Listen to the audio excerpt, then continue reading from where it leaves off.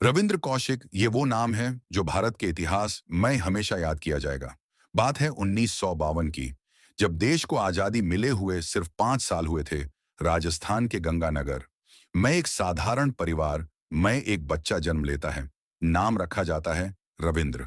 जैसे जैसे वो बड़ा होता है, उसका पढ़ाई के साथ साथ उसको रंगमंच पर नाटक में अभिनय करने में रुचि होती है।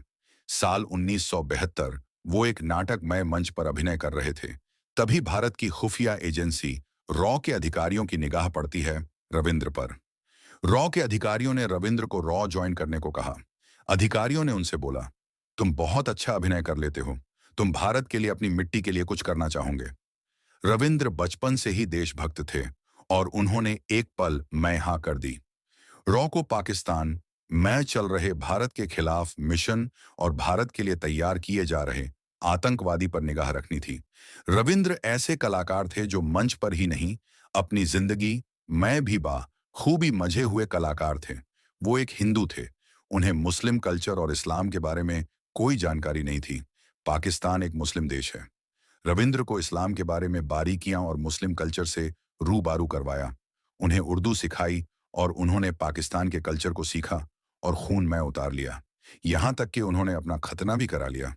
साल आता है 1975। मात्र 23 वर्ष की आयु में वो दुबई और कतर के रास्ते पाकिस्तान पहुंचते हैं।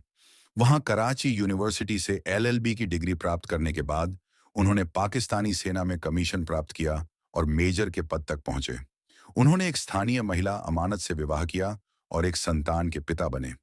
1979 से 1983 तक उन्होंने भारत को महत्वपूर्ण खुफिया जानकारी प्रदान की, जिससे भारतीय रक्षा प्रणाली को मजबूती मिली।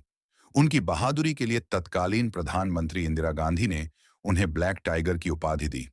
1983 में रॉ द्वारा भेजे गए एक अन्य एजेंट इनायत मसीहा की गिरफ्तारी के बाद रविंद्र की पहचान उजागर हो गई। उन्हें सियालकोट में गिरफ्तार कर 2 वर्षों तक कठोर यातनाएं दी गईं।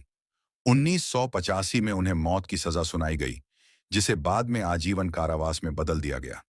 वे सियालकोट, कोट लखपत और मियांवाली जेलों में 16 वर्षों तक बंदी रहे। इस दौरान उन्होंने गुप्त रूप से अपने परिवार को पत्र लिखे, जिनमें उन्होंने अपने स्वास्थ्य और जेल में झेली गई यातनाओं का वर्णन किया। 21 नवंबर 2001 को मियांवाली जेल में तपेदिक और हृदय रोग के कारण उनका निधन हो गया। उनकी मृत्यु के बाद उन्हें न्यू सेंट्रल मुल्तान जेल के पीछे दफनाया गया। दुर्भाग्यवश भारतीय सरकार ने उन्हें औपचारिक रूप से मान्यता नहीं दी, जिससे उनका परिवार आज भी न्याय और सम्मान की मांग कर रहा है। क्या ऐसे देशभक्त के लिए सम्मान मिलना चाहिए?